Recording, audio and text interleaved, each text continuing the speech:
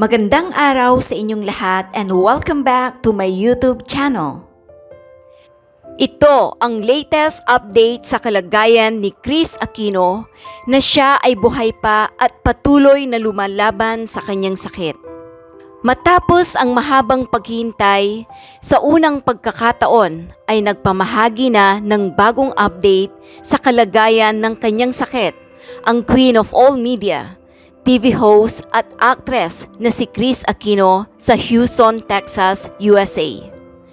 Sa kanyang latest update, nagpamahagi si Kris Aquino ng kanyang bagong videos at larawan at kapansin-pansin ang malaking pangangayayat sa kanyang mukha at katawan. Narito ang buong pahayag ni Kris Aquino sa kanyang latest post. For now, 12 noon, June 29, 2022, where we are. This is what I felt you needed to know. Straight from me, para alam ng lahat, ito ang totoo. This isn't a permanent goodbye. Ibalato nyo na lang hanggang malampasan namin itong matinding pagsubok. Thank you for all your prayers. I am forever #grateful. Promise pag may good news ako, after thanking God and telling my sisters and my trusted friends, you'll see a post from me in God's perfect timing. Ipinamahagi rin ni Kris ang kanyang open letter sa kanyang namayapang kuya na si dating Pangulong Noynoy Aquino. Dear Noy, sorry that our greeting for your first birthday in heaven is coming 5 days late. Not necessary to explain to you because you now see everything, but for the others who don't. Kuya Josh tested COVID positive June 20, Texas time. We flew here June 3, but missed his birthday because he was in LA with some really kind-hearted friends.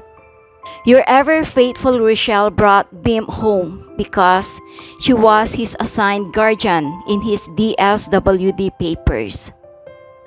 I had to do this corticosteroid challenge, which unfortunately caused me to have unbelievable body pain.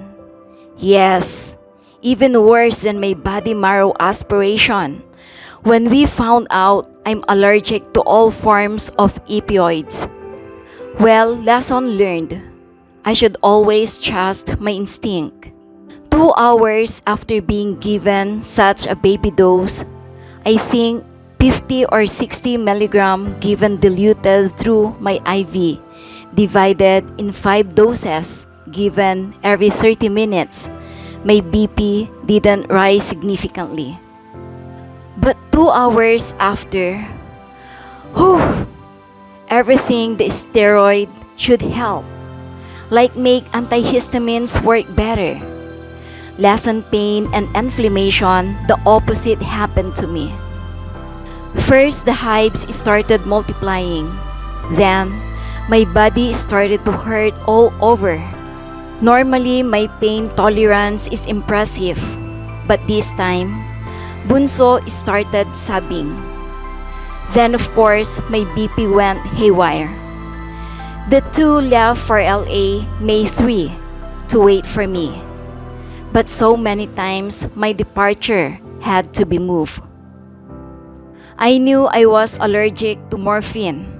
I was able to tolerate propofol and fentanyl for my procedures in Singapore as well as in St. Luke's Global when it was purely fentanyl. Sobrang grabe the effect.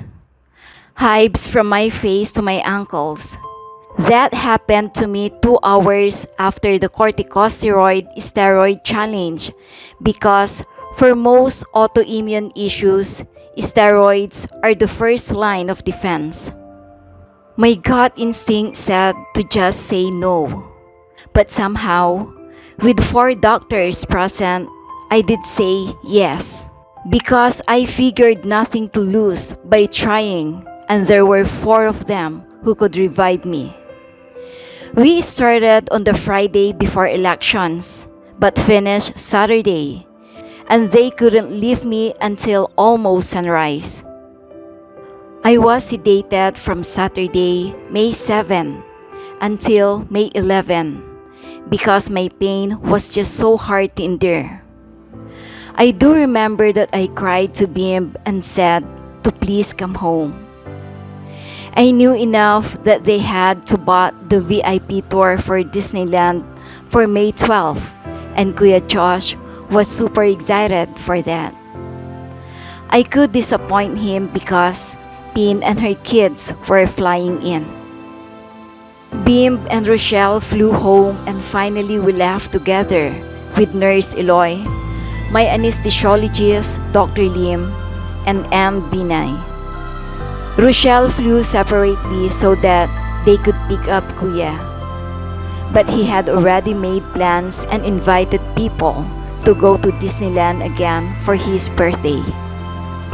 Noy, I wanted to be able to post good news, so let me start with that. This is from my attending physician. The cancer gene panel screened you for genes that could predispose you to the following cancers.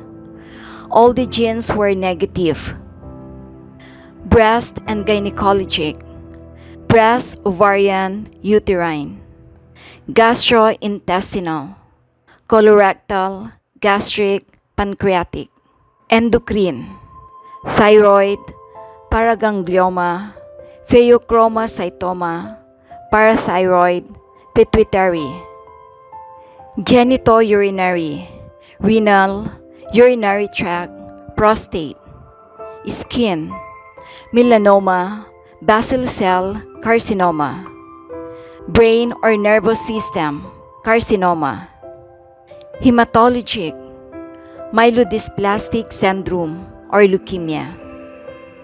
My kidneys and my liver are still functioning normally. Praise God. Don't ask me about our flight because my BP was elevated, 167/90. When I woke up, I went down because our plane had engine problems, so I was able to drink medicine to help bring it down, and it was stable enough when we flew after lunch. But for the whole flight, including the refueling stop, I was sedated and fast asleep. It was Monday, June 5, when I had my first dose of the medicine we flew here for.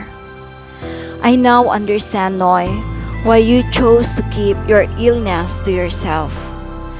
My realization came because I do feel peace, and since no info will be coming from me after this post, I'm closing one area of stress that I really don't want nor welcome. But I do want to express my heartfelt gratitude for all who have prayed for me to get better. But I do have multiple autoimmune syndrome. Before, I had two: autoimmune thyroiditis and chronic spontaneous urticaria.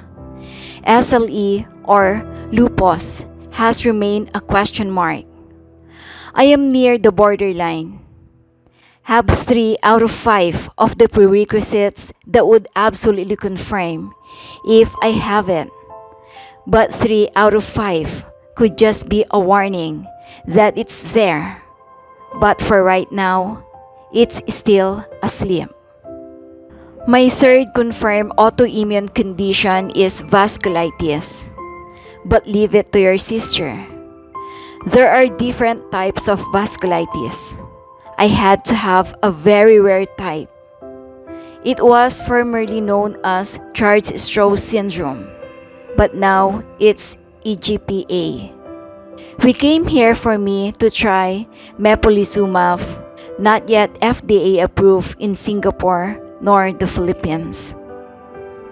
For a patient to get the full effect, you need 300 mg every month. I was told it had much less side effects than Solier. By now, you know that Bunso enjoys being different. But this was too much of a shock.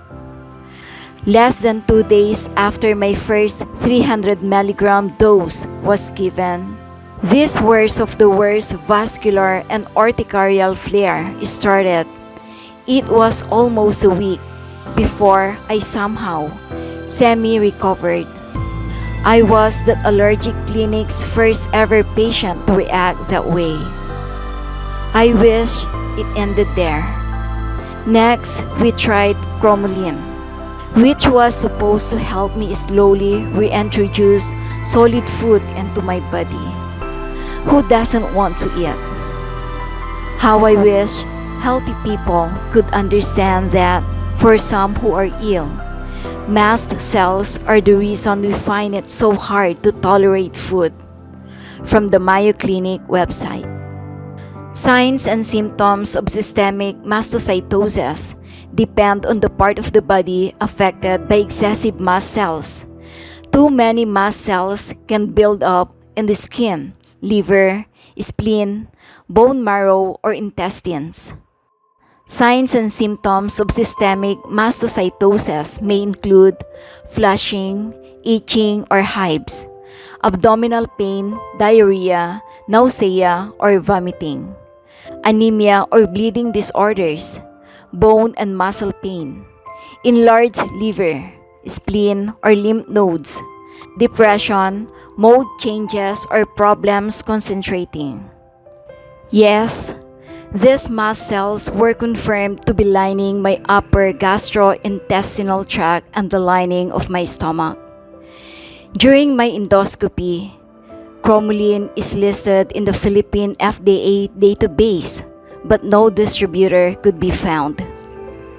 Straight to where we are right now. Noy, obvious na obvious and favoritism. Kuya Josh tested positive for COVID on June 20. Nurse took his temperature, then they got antigen kits. Tested him first because he was so unlike himself. He was just lying down on the sofa, no energy to play or watch YouTube on his phone. I was in our room upstairs asleep. Nurse woke me up to tell me that Kuya was positive. I honestly couldn't understand what she was trying to tell me until Pim came to explain and he told me to please put on a mask. He helped me go downstairs. My instinct was to go and hug Kuya, but everyone told me I needed to leave immediately and move to a hotel with Nurse and Bimby because I was severely immunocompromised and being COVID positive would mean ICU for me.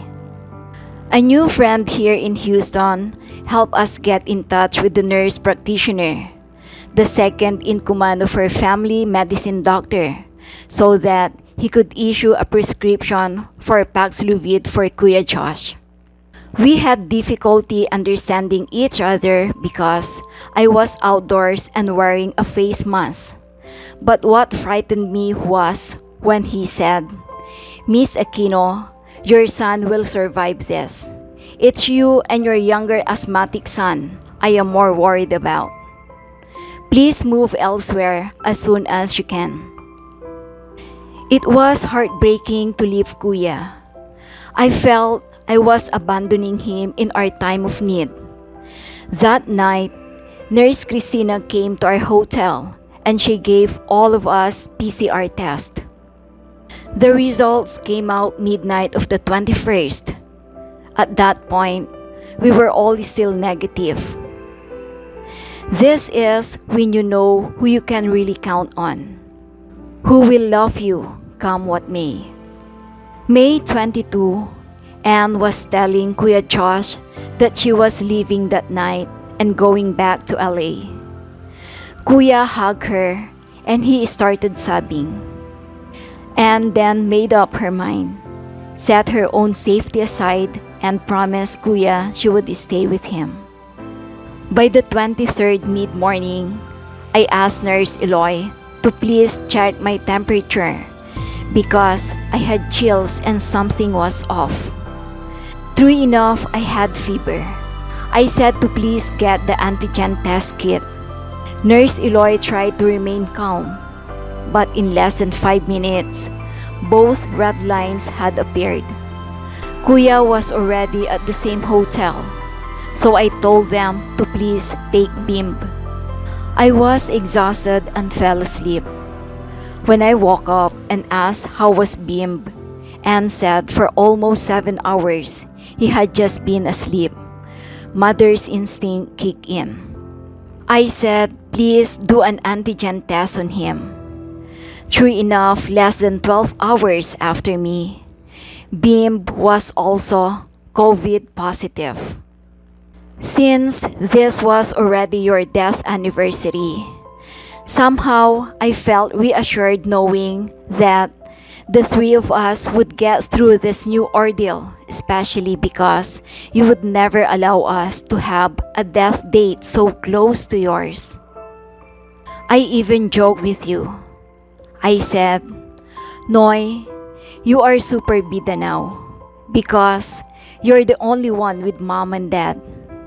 If I die, Bunso will of course get the majority of their attention, and for sure, you won't like that. Then I said, seriously, Noy, help me please. These two only have me. Please help me survive this. Please. You remember when mom was told that her cancer was stage 4, and from her colon, it had already spread to her liver. The doctors gave her about 3 months to live. Our mom was a fighter. She said it would be so unfair for the 5 of us to lose her when none of us were ready. Mom gave it all she had and lasted 1 year and 5 months.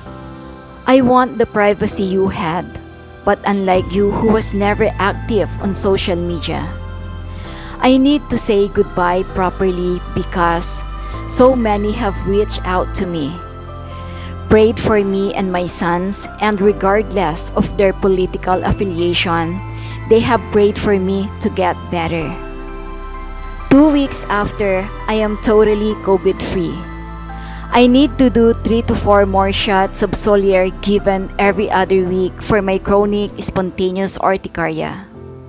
Then I rest for 2 to 3 weeks. Hopefully, I have a stronger immunity then. Noy, Bunso has only one road left open to her. Sadly for Kuya and Bim because ultimately, my 2 are the victims. I need to try Rituxan. To spare everyone from having to Google and for all to understand why I'm now choosing to say goodbye for now. Rituxan is an immunosuppressant.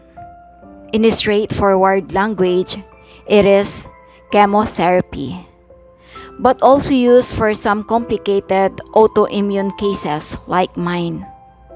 Others finish their cycle in 1 month, 1 infusion every week.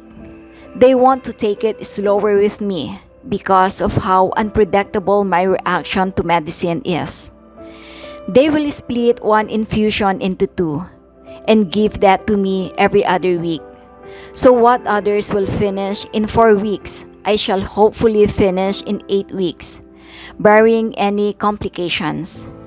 Then I rest for 4 to 5 months and do another cycle or switch to another type of chemo. Only after 8 to 10 weeks after my first cycle can they test to see if my numbers somewhat improve. Matagal, Noy. Definitely a test of fortitude and endurance. But before any of that, I need my existing PICC line removed and reinserted, and they need to do a nuclear chest scan. My consistently high BP has already sent some alarm bells ringing. We are praying my vasculitis hasn't caused damage to the blood vessels connected to my heart. From the time I was barely 15, what you saw was what it was. That's why in saying my goodbye for now. At 51 years old, it was my choice to address as many issues about my health as I could, while allowing myself some privacy by not saying where we'll be going, because that decision will be made after we are totally COVID-free. And my attending physician here in Houston can help me choose the hospital, team of doctors, and proximity to friends or family, meaning a solid support system that will best suit my needs. Ngayon, alam niyo na through my open letter to Noy what Kuya Josh, Bimb, and I must face in the next year and a half. Please know that I remain thankful for all the concern and prayers you have sent our way.